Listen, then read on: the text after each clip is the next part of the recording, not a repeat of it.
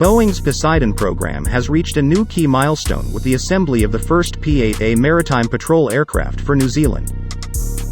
Boeing P-8A team members and Spirit Aerosystems employees have laid the keel beam for New Zealand's first P-8A. This process, also called keeling, was done at the Spirit Aerosystems facility where all Boeing 737 fuselages, nacelles and pylons are designed and built.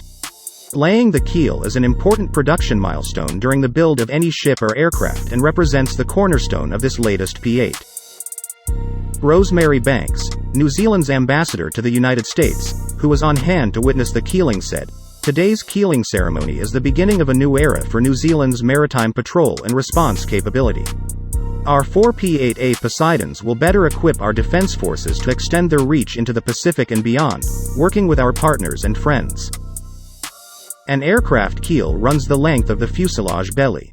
Due to the innovative inline approach to the build of commercial derivative aircraft pioneered on the P-8A, the keel beam on a P-8 is different from the typical 737 keel beam. The P-8 keel includes unique aspects of the P-8 configuration, such as the integration of an internal weapons bay.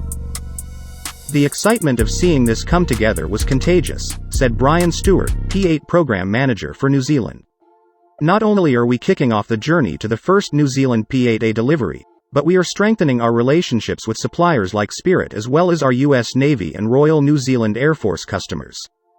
The panel and other fuselage components will be completed on Spirit's existing 737 production line. Spirit will ship the P-8A fuselage to a Boeing commercial airplanes facility in Renton, Washington for final assembly. After that, Boeing Defense, Space and Security employees will install mission systems and complete testing prior to delivery to New Zealand later this year.